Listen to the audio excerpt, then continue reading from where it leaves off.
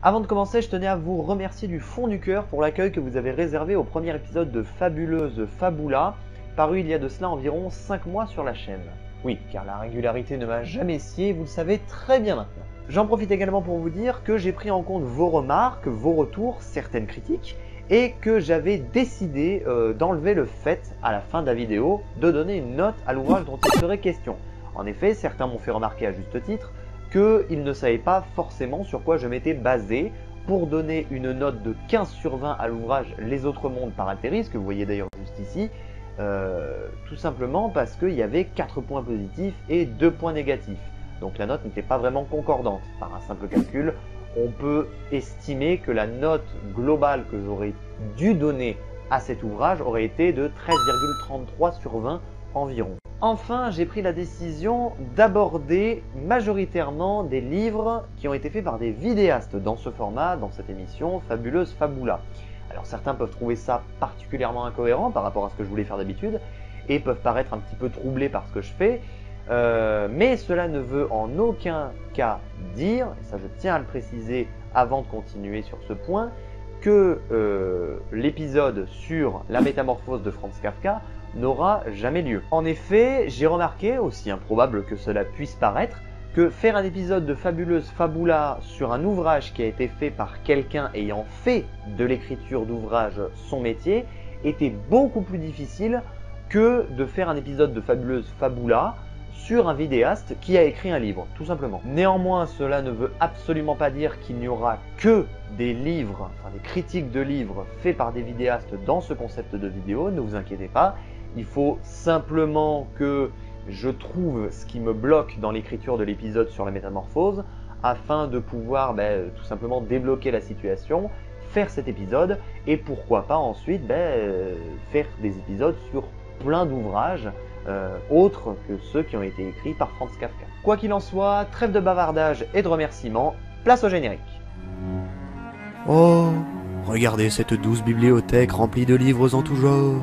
Du Stephen King, du Jean Giono, du Agatha Christie, du Victor Hugo, du William Shakespeare, et qu'est-ce que c'est que ça? Du Adolf Hitler? Mein Kampf? Mais qu'est-ce que ça fout là? Mais ça dégage ça! Espèce de sale con! Je disais donc des lectures en tout genre, variées, des mangas, pour des petits moments un peu plus détendus. Oh, et regardez cet homme, beau, fort, charismatique, et qui a écrit mon texte. Il semblerait que ce soit l'heure de Fabuleuse Fabula.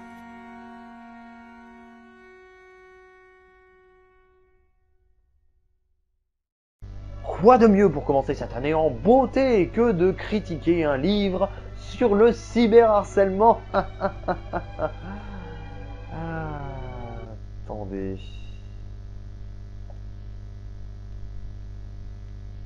Comme une sensation déjà vue. Mesdames et messieurs, bonjour et bienvenue dans cette nouvelle vidéo, une vidéo où on va encore parler de youtubeurs et surtout de produits. Et oui mesdames et messieurs... Non, ça doit être mon imagination.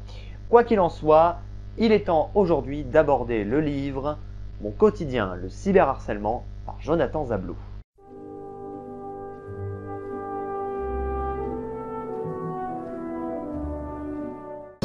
Jonathan Zablot est plus connu sur internet sous le pseudonyme d'Astérion, qui au complet donne Astérion le Bon, anciennement Kirby54. Bon, après c'est vrai que ça reste plus classe que Le Gamer qui ensuite devient GameX33, j'avoue. Celui-ci possède 4 chaînes YouTube, lesquelles ne sont pas toutes aussi connues. En effet, ces deux principales, respectivement Astérion et AS Minotaur, proposent, tout aussi respectivement, des vidéos en tout genre dont le thème tourne majoritairement autour du jeu vidéo, et des vidéos de relaxation basées sur le thème de la technique de l'ASMR. Mais ça, évidemment, on va pas en parler aujourd'hui. Pourquoi donc?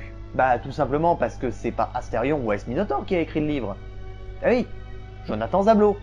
Regardez, c'est noté là. Hein? Zablot. Donc aujourd'hui, on va se concentrer sur le livre de Jonathan Zablot et non sur le vidéaste Astérion, tout simplement parce que déjà c'est pas le concept de l'émission et aussi parce que c'est mon émission et que je fais ce que je veux. J'espère que t'es pas en train de chier parce que sinon...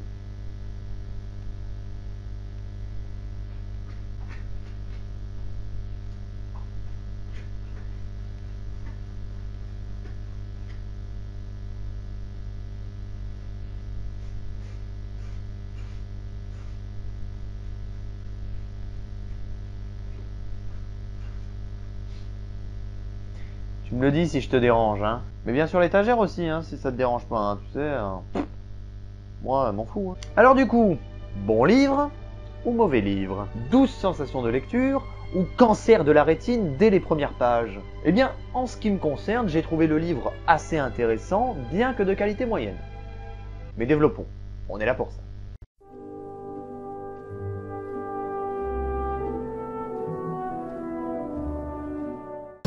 La première chose que l'on peut constater et qui est assez agréable, c'est bel et bien le fait que l'auteur soit indiqué comme étant Jonathan Zablot et non Astérion ou AS Minotaur. Alors, d'ici, j'en vois déjà en train de serrer l'anus et de lever les yeux au ciel parce que je chipote énormément, hein, peut-être, je ne sais pas.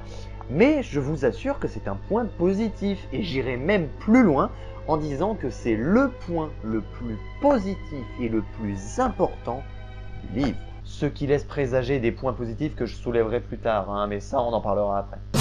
En effet, le fait que ce livre ait été écrit par Jonathan Zablot et non par Astérion nous informe immédiatement sur le contenu du livre. C'est une invitation à découvrir ce qu'un être humain a vécu et comment il l'a vécu. Je ne dis pas que les vidéastes ne sont pas des êtres humains, sauf moi les gars, hein, je vous rappelle que je suis un vampire né en 1654. Mais je dis là que beaucoup oublient que derrière le vidéaste qui se filme pour divertir les gens ou se faire plaisir à partager quelque chose sur internet, il y a au moins une personne humaine réelle. Ce livre, en appuyant dès la première de couverture qu'il a été écrit par la personne connue sous le pseudonyme du vidéaste, nous met en garde. Ce n'est pas Astérion qui va nous parler, mais bien Jonathan Zablot. Ainsi, ce livre nous informe, si on veut encore pousser l'interprétation, que ce qu'il a subi, eh bien... Ainsi, si on veut pousser encore plus loin l'interprétation, le livre nous informe que ce que l'on va lire peut arriver à n'importe qui, et qu'au-delà du vidéaste qui subit ça dans la forme, c'est la personne qui subit ça dans le fond. Et bien que cela puisse paraître être une interprétation de ma part, hein, ça peut complètement l'être d'ailleurs, cela constitue, d'après moi, le premier point positif du livre. Continuons. Si l'on veut poursuivre dans cette voie, il est à constater que le style de langage découle complètement de cette invitation à transmettre le malheur que la personne a vécu. Il est facile de dire que le style d'écriture de l'auteur est assez simple, voire simpliste. Cependant, il semble indéniable que celui-ci permet au lecteur d'être proche de celui qui écrit et donc de celui qui a vécu. J'ai vu énormément de critiques de ce livre sur Amazon et sur YouTube, disant pour principal argument que le style d'écriture était médiocre et que la plume d'un Émile Zola, d'un Victor Hugo ou encore d'un Franz Kafka, lisez le procès, bordel, démontait complètement le style simpliste du bouquin. Or, dans toutes ces critiques, sans aucune exception, il n'est fait nullement mention de l'avantage que cela apporte au bouquin. Il s'agit peut-être, encore une fois, d'une surinterprétation de ma part, mais il est indéniable qu'avec cette écriture, le lecteur ne peut pas se sentir éloigné de l'auteur. Sociologiquement, on pourrait presque parler d'un rapport psychologique dans lequel le lecteur s'implique et se questionne sur les différentes manières de réagir face à un tel phénomène. C'est d'ailleurs un truc qui m'a fait beaucoup rire dans la critique de Sir Gibbsy. D'ailleurs, si tu passes par là, salut! Bienvenue dans le trou du cul de YouTube, qui reproche à Jonathan Zablot, bien qu'il dise Kirby54 dans sa critique, hein, donc non seulement on n'emploie pas le bon nom, mais en plus, c'est pas la personne qui est mentionnée. Putain de merde! De ne pas écrire un guide sur comment réagir consciencieusement au harcèlement et au cyberharcèlement. Or, quelque chose que n'a pas dit Sir Gibbsy dans sa vidéo, c'est que ce n'est tout simplement pas l'intention de l'auteur. Jonathan Zablot a simplement eu pour désir d'écrire un témoignage sur ce qu'il a vécu et comment il l'a vécu. Il n'a jamais été question d'écrire un livre portant sur comment est-ce qu'il a réagi et comment est-ce qu'il fallait réagir face à cela afin de ne plus être impacté. De ce fait, d'après moi, cela constitue le deuxième point positif du livre. Poursuivons. Du deuxième point positif découle le troisième qui est celui qui suit. L'identification du lecteur à l'auteur. Alors pour ce point là, je suis désolé pour ceux que ça gêne, mais je vais être obligé de parler de vécu. Donc allez à ce timecode si jamais vraiment ça vous dérange que les youtubeurs parlent toujours de leur vie. Ayant vécu le harcèlement scolaire et le cyberharcèlement, c'est indéniable. On s'identifie clairement à chaque passage du livre. Que ce soit le début, le milieu ou la fin, bien que celle-là je ne l'ai jamais vraiment vécue et je vous laisse lire le livre pour comprendre, Ce qui est écrit rappellera sans doute à toutes les victimes du harcèlement et du cyberharcèlement ce qu'elles ont vécu. Comme Jonathan l'a dit dans une de ses vidéos, et là je vais le citer, c'est un livre qui ne vous donnera pas le sourire. Et bordel, quelle litote bien trouvée! Néanmoins, je ne sais pas si toutes les personnes seront réceptives au message délivré par le livre. Certes, j'affirme m'être clairement identifié à Jonathan Zablot dans son témoignage, mais n'ayant pas la science infuse, je vous avoue donc que je ne pourrais pas affirmer que les personnes n'ayant pas subi de cyberharcèlement ou de harcèlement, voire pire, ayant déjà harcelé ou cyberharcelé quelqu'un, s'identifieront au récit délivré par le livre. Nonobstant ce fait, j'adore ce mot, ça fait tellement septuagénaire quand quelqu'un le prononce. Cela constitue le troisième et dernier point positif de ce livre, d'après moi. Cela veut-il dire que ce récit est un must-have littéraire, que tout le monde se doit d'avoir, voire même de lire? Ou au contraire, que ce n'est qu'un amas de feuilles qui ne doit servir qu'à caler un pied de table bancal? Eh bien, comme dit précédemment, j'ai moyennement aimé le livre.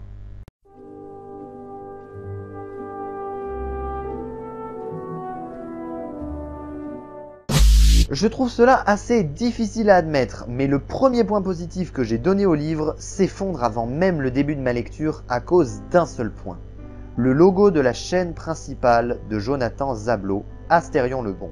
En effet, celui-ci apparaît de façon distincte sur la 4e de couverture, sur la tranche du bouquin et sur la 2e page du livre. Bon, jusque-là, il n'y a pas de quoi se taper le cul par terre, je vous l'accorde, mais on remarque malgré tout un autre détail sur la 4e de couverture, que Sir Gibbsy s'est bien plu à commenter avec un petit effet comique au passage. Pas rigolo à vivre, hein. Bon, par contre, j'avoue, la 4e de couverture, niveau de l'image, ça fait un peu...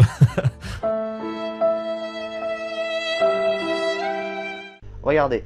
Juste ici, on voit très distinctement Jonathan Zablot rouler en boule dans un coin d'une des pièces de son habitation. Le problème?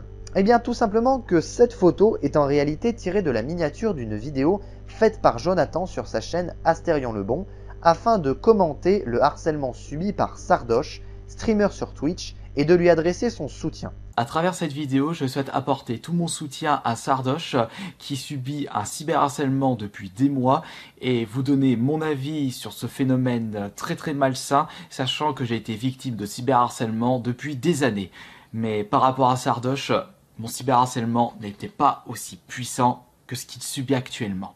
J'ai trouvé ça assez dommage que Jonathan fasse autant référence à sa chaîne YouTube principale lorsque, à la base, on n'achète pas forcément un livre en se disant je suis un abonné ou un spectateur de ce youtubeur. Alors je comprends totalement que pour ceux qui ne sont ni abonnés ni spectateurs de près ou de loin de Jonathan Zablot sur YouTube, ce que je dis là sert d'ornement incompréhensible, voire complètement inutile à ma critique. Mais pour les abonnés ou spectateurs de près ou de loin, dont je fais partie, de Astérion, ça sert véritablement à se poser une question sur le but du livre. Qui l'a écrit? Est-ce que c'est le vidéaste qui nous raconte ce qu'il a vécu en tant que vidéaste? Ou est-ce que c'est la personne qui nous raconte ce qu'elle a vécu en tant que personne? Quelle que soit la réponse à cette question, et d'ailleurs je vous invite à mettre la vôtre en commentaire, cela constitue, d'après moi, le premier point négatif de l'ouvrage. Mais allons un peu plus loin. Au-delà du fait que l'auteur du livre ne puisse être clairement identifié, finalement, il y a également quelque chose qui est propre à l'ouvrage et qui est très dérangeant, à savoir l'édition du livre. Alors avant que mon espace commentaire soit pourri de remarques du style « Mais qu'est-ce que tu racontes encore comme merde, GameX? C'est simplement que t'as choisi la mauvaise édition. Arrête de nous faire chier avec tes commentaires à la con qui n'ont absolument aucun sens. Je te crache à la gueule des litres de molar, espèce de vieille merde. J'espère que tu vas crever dans d'atroces souffrances et qu'avant cela, tu t'arracheras les yeux pour ne même plus pouvoir voir ta sale gueule, espèce de salaud !» C'est bon, je peux parler? Le véritable problème, c'est que Jonathan a lui-même exprimé le souhait de ne pas avoir d'éditeur pour le livre, car il n'avait pas encore les moyens d'en avoir un, mais que si le livre marchait suffisamment, il allait chercher justement à en avoir un. Pour l'heure, il le laissait uniquement en vente sur Amazon, la société se chargeant d'imprimer et de relier le livre. Du coup, on se retrouve avec un livre dont la couverture est hyper rugueuse et qui laisse plein de traces sur elle, ce qui est vraiment désagréable lorsqu'on lit le livre. Les pages, quant à elles, bon, elles sont pas forcément désagréables à toucher, mais On a cette espèce de sensation de bas de gamme lorsqu'on les feuillette qui est pas franchement désagréable, mais qui est pas non plus vraiment agréable. On dirait une sensation bizarre à mi-chemin entre le carton de livraison Amazon et l'écorce d'un arbre. Vous notez à quel point l'imprécision est vraiment de mise dans cette partie de ma description, tout simplement parce que c'est vraiment très difficile à décrire. Cela constitue donc, d'après moi, désolé si c'est redondant, mais enfin il faut toujours le préciser, le second point négatif de l'ouvrage. Alors, voyons où on en est. 3 points positifs, 2 points négatifs. Ah bah ça tombe bien parce que j'ai une conclusion toute trouvée pour ça. Et ça n'a absolument rien à voir avec le fait que cette vidéo soit écrite, je vous jure.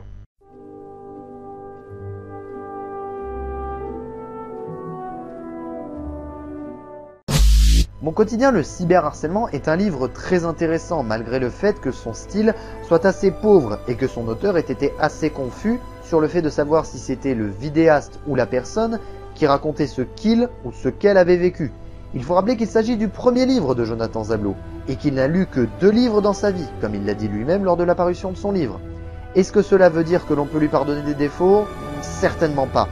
Est-ce que cela signifie qu'il n'est pas fait pour écrire des livres? J'en doute fort. Il est clair que ce premier livre n'est pas parfait, mais il contient de très bonnes idées et le récit qui en découle est bien amené. Bien que manquant d'expérience et de style, Jonathan Zablo a pu montrer que lorsqu'on a une idée en tête et que l'on souhaite faire quelque chose de nouveau, l'envie et la motivation dépassent la difficulté. Ainsi s'achève donc ce 2e épisode de Fabuleuse Fabula. Alors je suis désolé, c'est pas vraiment ce à quoi vous vous attendiez et c'est pas l'ouvrage qui a été retenu, ni même un des ouvrages qui a été proposé et je m'en excuse, mais comme dit en début de vidéo, il faut simplement que je me débloque et je vous promets que l'épisode sur la métamorphose de Franz Kafka arrivera un jour.